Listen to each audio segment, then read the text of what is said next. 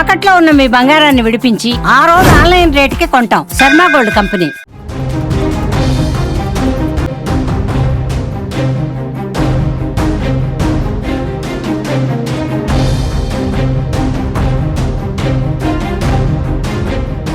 Maoist తీవ్రవాదాన్ని నిర్మూలించడమే లక్ష్యంగా operation Kagar కొనసాగుతోంది. పదుల సంఖ్యలో మావోయిస్టులు హతమవుతున్నారు. తాజాగా మరోసారి దండకారణ్యం దద్దరిల్లింది. ఛత్తీస్గఢ్ లోని నారాయణపూర్ జిల్లాలో జరిగిన భారీ ఎన్కౌంటర్ కు 28 మంది మావోయిస్టులు మరణించారు. మరికొంతమందికి తీవ్ర గాయాలయ్యాయి. ఎన్కౌంటర్ లో చనిపోయిన 28 మందిలో మావోయిస్టు అగ్రనేత నంబాల కేశవరావు అలియాస్ బసవరాజు ఉన్నట్లుగా తెలుస్తోంది. శ్రీకాకుళం జిల్లాకు చెందిన నంబాల కేశవరావు అలియాస్ బసవరాజు వరంగల్ RECలో చదివారు. గంగన్న పేరుతో AOBలో కేశవరావు కీలక పాత్ర పోషించారు. ఆయనపై ₹1 కోటి రివార్డు కూడా ఉంది.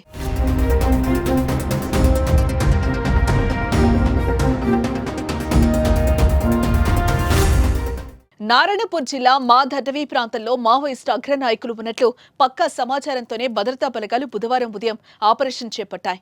ఈ క్రమంలోనే వారికి మావోయిస్టులు ఎదురుపడగా ఇరు వర్గాల మధ్య భీకర ఎన్కౌంటర్ జరిగింది. బీజాపూర్, నారాయణపూర్, దంతేవాడ DRG బలగాలు ఈ ఆపరేషన్లో పాల్గొన్నాయి. ఎదురు కాల్పులు ఇంకా కొనసాగుతూ ఉండడంతో మృతుల సంఖ్య మరింత పెరిగే అవకాశం కనిపిస్తోంది. ఇటు వచ్చే ఏడాది మార్చి 30 నాటికి దేశంలో మావోయిస్టుల నిర్మూలనే లక్ష్యంగా కేంద్రం ఆపరేషన్ కగార్ చేపట్టింది. దేశంలోని వివిధ రాష్ట్రాల్లో మావోయిస్టుల ప్రాబల్యం భారీగా తగ్గిన తెలంగాణ, ఛత్తీస్గఢ్లో సరిహద్దుల్లో మాత్రం వీరి ప్రాబల్యం అధికంగా ఉంది. ఈ నేపథ్యంలో స్థానిక పోలీసులతో పాటు భద్రతా దళాలు రంగంలోకి దిగి మావోయిస్టులను ఏరివేతను చేపట్టాయి.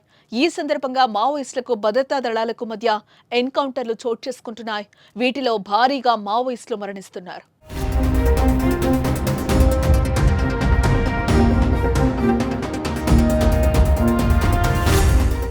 ఈ ఏడాది జనవరి నుంచి ఈ రోజు వరకు వందల సంఖ్యలో మావోయిస్టులు మరణించారు. అలాగే పోలీసుల ఎదుట లొంగిపోతున్న మావోయిస్టుల సంఖ్య సైతం రోజురోజుకు పెరుగుతోంది.